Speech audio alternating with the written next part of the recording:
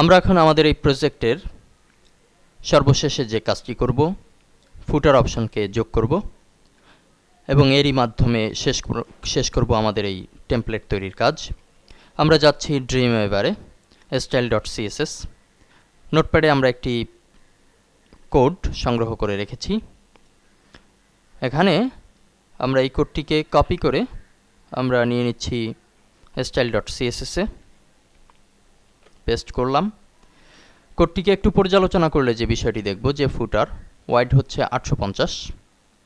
আমরা আমাদের যে টেমপ্লেট যেটির মতো করে করব সেখানে আমরা দেখেছি যে টোটাল সাইটটি কিন্তু ফুটার আছে এবং নিচে কর্নার আছে, একটি লেখাও সমৃদ্ধ আছে। হাইট অটো, কালার দেয়া হয়েছে সাদা অর্থাৎ ফন্ট কালার এটি, ব্যাকগ্রাউন্ড কালো, প্যাডিং দেয়া হয়েছে top, padding bottom 10-10, text align centre. এরপরে মোজ বর্ডার অর্থাৎ নিচে যে কর্নার করা হয়েছে এই কর্নারের কারণে আমরা ফুটারে এই কাজটি করব। style.css কে এই মুহূর্তে সেভ দিচ্ছি এবং index.html এ র্যাপারের আগে কন্টেন্ট ম্যানেজমেন্ট শেষ হলো, এখানে কন্টেন্ট ম্যানেজমেন্ট শেষ।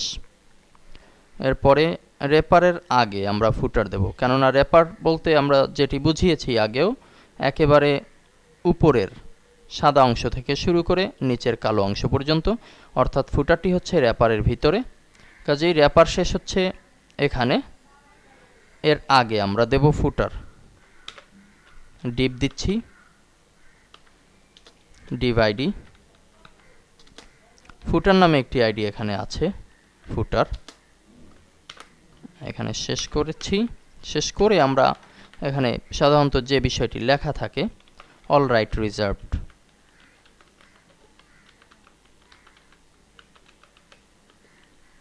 বাই দিয়ে দিচ্ছি alherabidi.com, alherabidi.com এই লেখাটি লিখলাম। এখন আমরা যদি দেখি আমাদের এখানে কিন্তু এই বিষয়টি প্রতিফলিত হচ্ছে। আমরা এখান থেকে alherabidi.com কে একটু লিংক করে দিচ্ছি আলহেরার সাথে।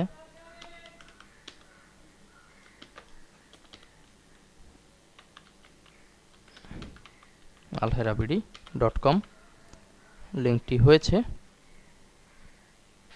সেভ দিয়ে আমরা যদি ব্রাউজারে যাই, আমাদের যে এক্সাম্পল সিএসএস, রিলোড,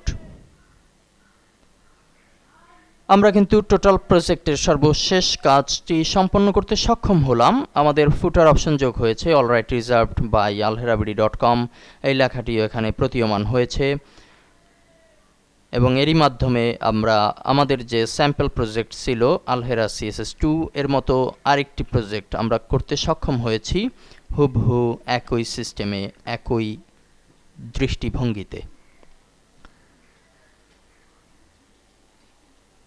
ধন্যবাদ।